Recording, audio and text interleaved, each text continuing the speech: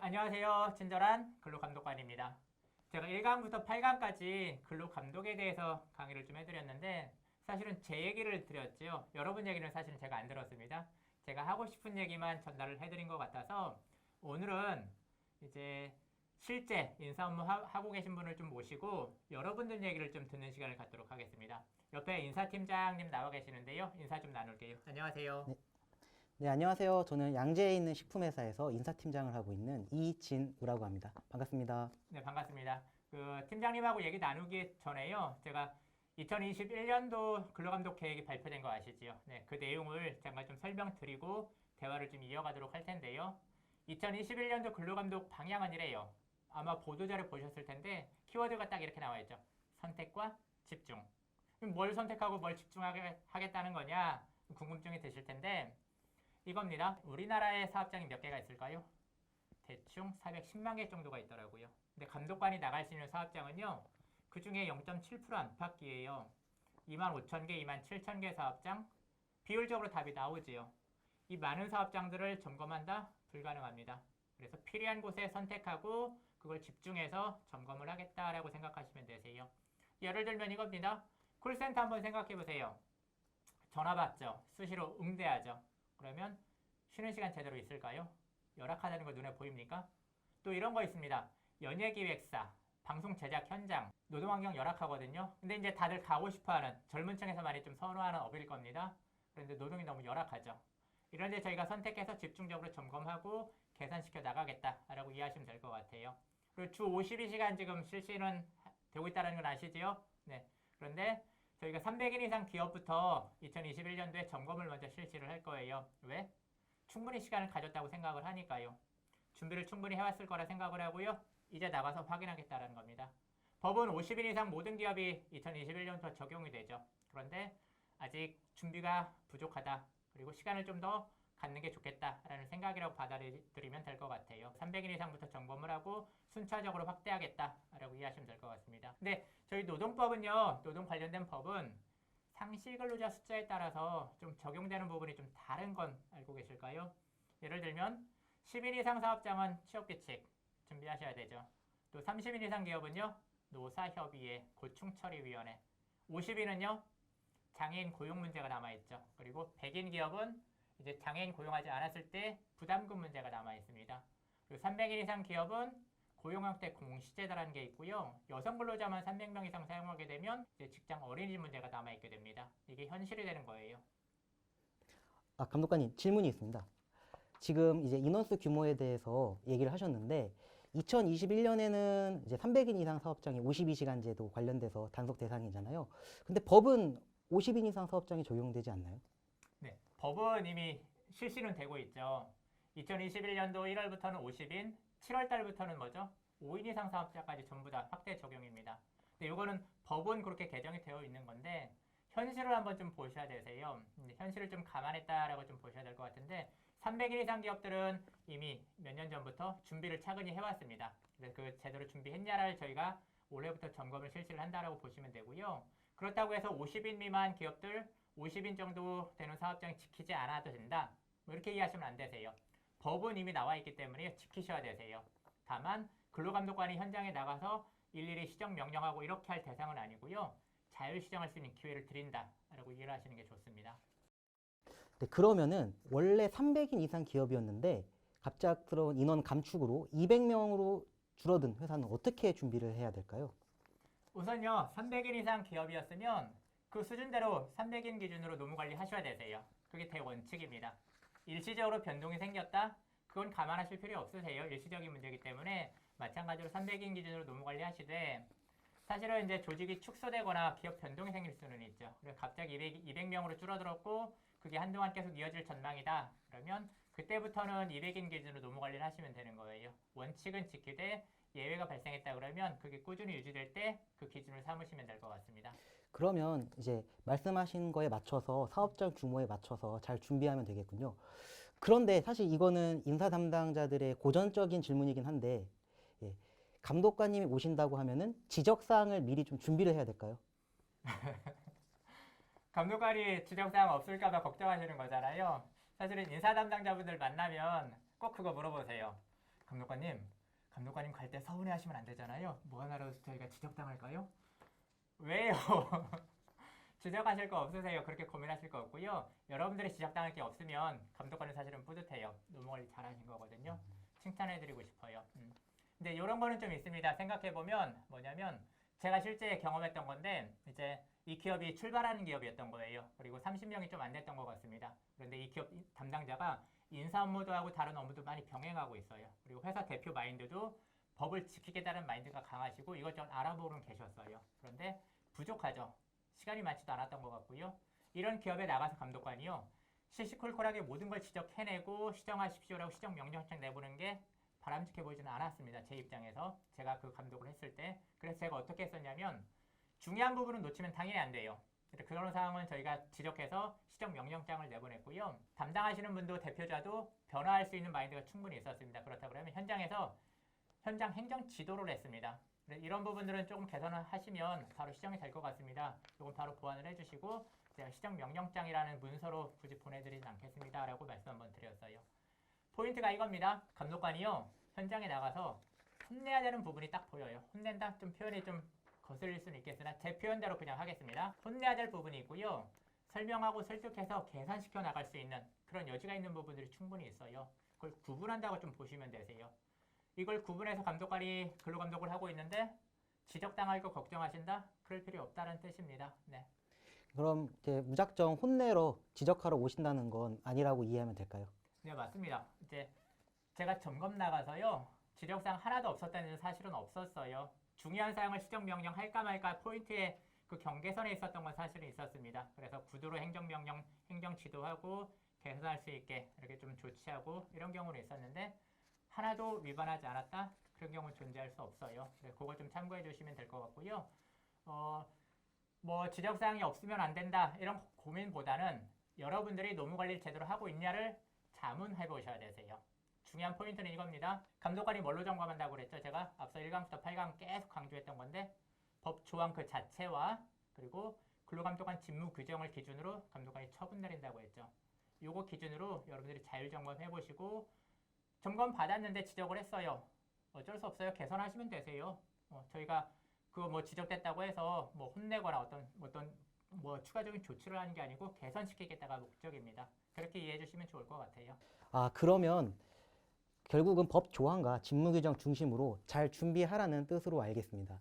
그런데 지금 대한민국에 정말 많은 인사 담당자들이 있긴 한데 사실은 근로감독을 한 번도 받아보지 않은 인사 담당자들이 정말 많거든요. 이런 한 번도 근로감독을 받아보지 않은 인사 담당자들에게 어떻게 준비하면 될지 좀 알려주실 수 있을까요? 제가 단호하게 말씀드릴게요. 지금 당장이요.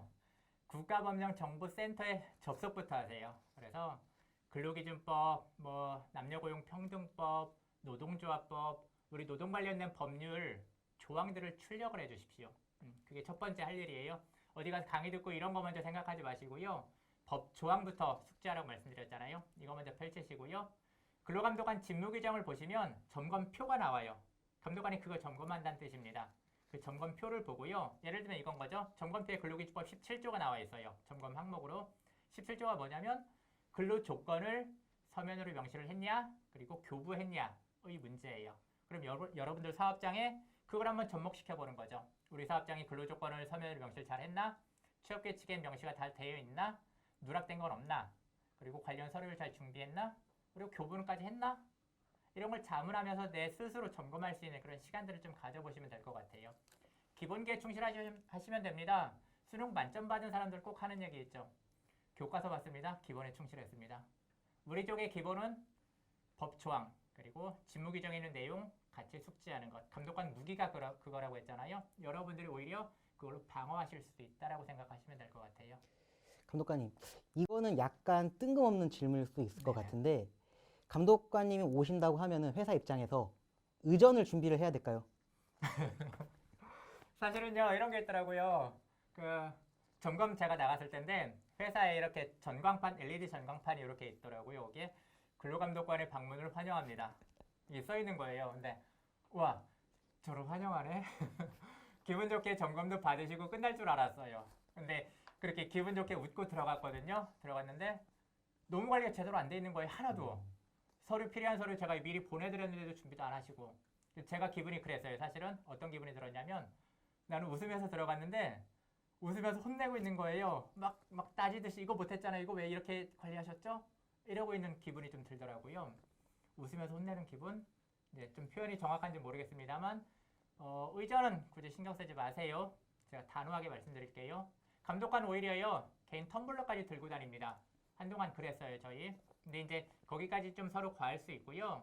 단순히 이제 감독관 나온다 그러면 현관에서 뭐 감독 대응하는 팀이 인사팀이 어디에 있습니다. 이렇게 안내 정도만 해주시면 될 것 같고요. 또 회의실 하나 좀 준비해 주시면 될 것 같아요. 대화 나눠야 되니까. 그리고 점검 서류 제대로 있는지 꼭 체크하세요. 그 서류가 제대로 있으면 감독관이 이제 점검 준비가 됐구나라고 생각을 할 겁니다. 그리고 또 하나 중요한 거 있습니다.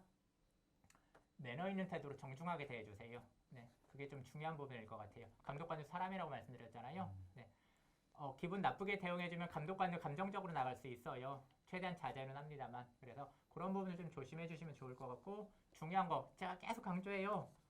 법 조항 좀 제대로 봐주세요. 그리고 감독관 직무 규정으로 한 번 더 체크해 주시기 바랍니다. 그럼 의전 이런 거 하지 말라고 하셨는데 근로감독을 받을 때 이것만은 하지 마라 하는 게 더 있을까요? 사실 저희 감독관들이 하는 얘기 중에 이게 있어요. 저기 화를 너무 키웠다. 이게 무슨 얘기냐면 저도 사람이라고 말씀드렸죠. 현장에 갔는데 다 대응하시는 분이 대답도 안 하고 표정도 뚱 하고 계시고 뭘 물어보면 이러고만 계신 거예요. 저는 궁금한 거 물어보고 제대로 관리하고 있는지를 따져야 되는 사람인 거잖아요.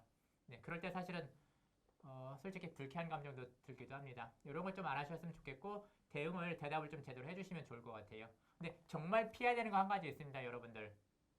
저희들이 정말 독이 됐다라고 표현할 정도인데요. 변명하지 마세요. 어설프게요. 설명할 부분이 있으면 설명을 하시면 되세요. 그런데 어설프게 변명하다가 화를 키우는 경우가 있습니다. 계약서 안 썼어요? 그냥 여차저차해서 계약서 못 썼습니다. 뭐 시정명령 내리면 그대로 따르겠습니다.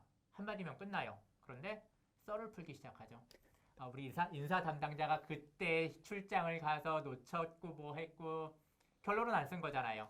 그럼 저희는 시정명령 하면 되잖아요. 깔끔하게 그냥 인정하고 우리 바꿔 나가겠습니다. 한마디면 될 걸 썰을 풀다 보면 저희들이 저게 의심되네? 저것도 의심되네? 이렇게 방향을 좀 뻗어나가는 겁니다. 생각이 그쪽으로 막 흘러가는 거예요. 이렇게 행동하지 않으셨으면 좋겠습니다. 잘한 건 잘했다. 저희도 칭찬해 드릴 거고요. 설명할 게 있으면 설명해 주십시오. 그리고 부족한 게 있다 그러면 솔직하게 인정하시고 개선해 나가시면 되세요. 저희들이 원하는 건 그겁니다. 이렇게 개선할 수 있는 건 누가 하죠? 회사 대표자들이 할 수 있는 거예요. 그러니까 점검 받을 때요 꼭 인사 담당자만 딱 덩그러니 앉아있게 이렇게는 하지 마세요. 공인노무사 있으면 같이 동석하시고요. 대표자나 뭐 임원급 정도에서 좀 앉아 계셔야지 저희들이 할 얘기가 있고 회사한테 할 얘기를 정확히 전달해 드릴 수가 있는 겁니다. 그래야 회사가 잘못한 노무관리 잘못한 걸 저희가 지적하는 거라고 말씀드렸잖아요. 그 인사 담당자의 문제가 아닌 겁니다. 그런데 저희가 근로감독 받다 보면은 감독관님들이 실수한 걸 저희가 발견하기도 하거든요. 그런데 이걸 사실은 저희가 지적하기도 좀 어렵고 굉장히 난감한 상황인데 이런 걸 발견했을 때는 저희는 어떻게 대처하면 좋을까요? 저희가 근로감독하면서 반드시 해야 되는 게 하나가 있습니다. 감독관이 점검을 할 때요. 점검 다 끝났어요. 열심히 점검하고 나서 반드시 총평하게 되어 있습니다. 이제 점검했던 서류들 쭉 펼쳐놓고요. 오늘 점검한 건 이러이러한 거 점검을 했고 여러분 회사에서 부족한 건 이런 거다. 그리고 감독관 이러해서 판단을 했다. 라는 얘기를 정확히 제시하게 되어 있습니다. 그런데 그 얘기를 듣다가 감독관님 실수하신 것 같은데요? 하시면 그 자리에서 말씀해 주세요. 반드시 여러분들 의견 물어볼 겁니다. 근데 감독관이 안 물어보고 그냥 간다. 혹은 그냥 이렇게 총평까지 다 하고 괜찮으시겠죠? 이상 없죠? 라고 확인했는데 나중에 생각해보니까 좀 이상했던 것 같은데 우리 실수한 거 아닌데 제대로 관리했는데 이런 생각이 드신다면 소명해 주시면 되세요. 감독관한테 증빙자료 만드시고 감독관한테 연락 주세요. 이런 것들은 저희가 제대로 관리가 됐는데 지적을 받았습니다. 그래서 뭐 시정명령장까지 나올 부분은 아니니까 참고해 주십시오라고 해서 자료 보내주면 감독관이 감안합니다. 그런 건 걱정 안 하셔도 될 것 같습니다. 그러면 저희도 그런 부분은 걱정하지 않아도 될 것 같습니다.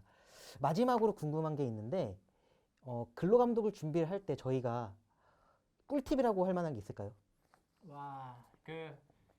수능 만점자한테 어떻게 만점 받으셨습니까? 라는 질문이죠, 사실은. 제가 근로감독 나가서 지적사항이 없는 회사는 없을 것이다 라고 단언을 했잖아요. 그런데 그 단언 속에는 이런 걸 좀 보셔야 되세요. 100점을 원하진 않아요. 정말 잘 하길 원하는 뭐 상당 부분 높은 점수를 관리를 잘하고 있을 정도라고 하면 충분할 것 같아요. 감독관이 나갔을 때 뭐 본다고 했죠? 준비할 수 있는 감독관 무기, 직무규정, 법조문. 그걸 차분히 대응하시고 거기에 있는 내용들을 좀 숙지하는 방법이 제일 중요한 꿀팁이라고 생각을 합니다. 기본기에 충실하세요 라는 얘기를 하잖아요. 그 기본기가 우리 쪽에서는 법조문을 좀 꼼꼼하게 읽어주세요 라고 이해하시면 될 것 같고요. 꾸준히 준비했습니다 라는 거를요. 그때그때 필요한 서류들이 있죠. 입사할 때 뭐 필요합니까? 근로계약서. 또 개인정보 문제 생길 수 있죠. 개인정보 보호에 관련된 그런 서약서들. 그리고요. 뭐 이직할 때는 사직서. 이런 것들. 퇴직금 제대로 계산했을 때 계산하는 저 평균임금 산정 내역서. 이런 것들. 우리 법에 다 나와 있어요. 법 조항에 보관해야 될 서류들, 뭐 관리해야 될 이런 대장들 다 정리가 돼 있잖아요. 그거 차분히 준비해 주시면 됩니다. 노사협의 열었어. 오늘 노사협의 열었으면 회의록 준비하셔야죠. 그리고 노사협의 어떻게 준비했는지 그 과정들 감독관에 소명해 주시면 되세요. 그런 것들 좀 준비해 주시면 될 것 같습니다. 네, 그러면은 저희도 그런 쪽으로 해서 기본기에 충실하게 잘 준비할 수 있도록 하겠습니다. 그러면 한 가지 더요. 네. 저도 이제 팀장님이 궁금한 걸 저한테 물어보시고 제가 답을 드렸잖아요. 근데 저도 사실은 궁금한 게 있어요. 뭐냐면 저희들이 근로감독 나가는데 정작 인사 업무 보시는 분들은 근로감독이나 근로감독관에 대한 어떤 생각을 좀 하고 계시는지 사실은 궁금해요. 사실 근로감독관이 온다 이런 식으로 이제 근로감독이 온다라고 하면은 인사 담당자 입장에서는 사실 좋은 느낌은 아니죠. 그래서 저희도 왜 하필 내가 있을 때 근로감독이 나오나, 그리고 이상하게 근로감독은 항상 바쁜 시기에 오시더라고요. 그래서 급여날이라든가 연말 연초라든가 할 때 오시던데, 그런 것들 보면서 이번에는 준비할 게 많겠구나, 밥 시간도 없는데 라는 생각이 듭니다. 그리고 근로감독이 나왔을 때 저희가 항상 이거는 지적하지 않으셨으면 좋겠는데 하는 건 꼭 걸리더라고요. 그래서 그런 것들은 이제 조금 저희도 불편하긴 합니다. 그래서 이걸 좀 넘어가고 싶은데 꼬장꼬장한 근로감독관이 걸린다면 그냥 넘어가지 않겠구나, 뭐 이런 생각도 들고요.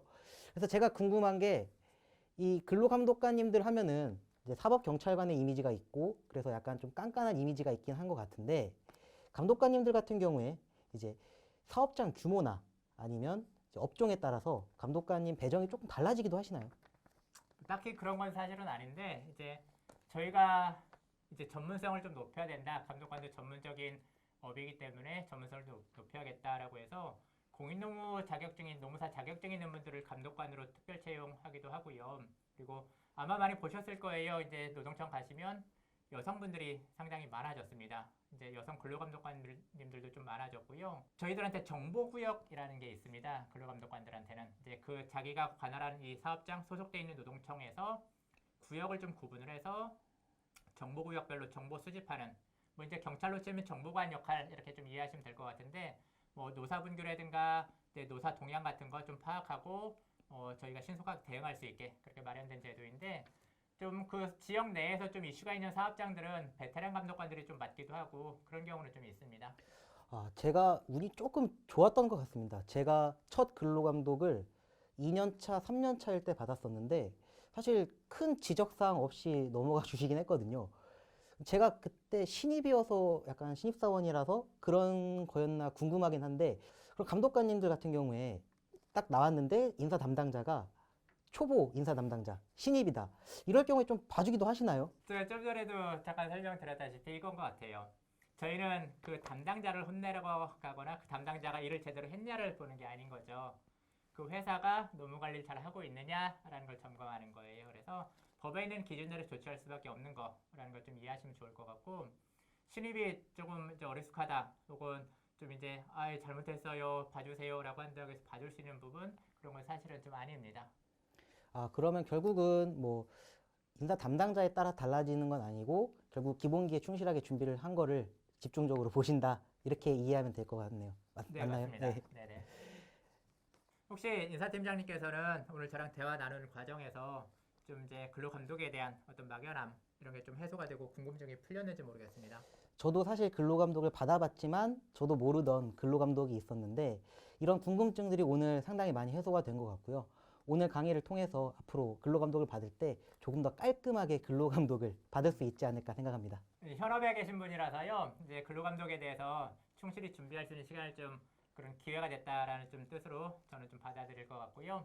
여러분의 회사도 마찬가지입니다. 근로감독에 대한 막연한 두려움, 왜 두려움 가지세요? 이 영상 통해서 좀 도움 받으시고요. 근로감독에 대한 막연함에서 좀 해방될 수 있는 기회가 되었으면 좋겠습니다.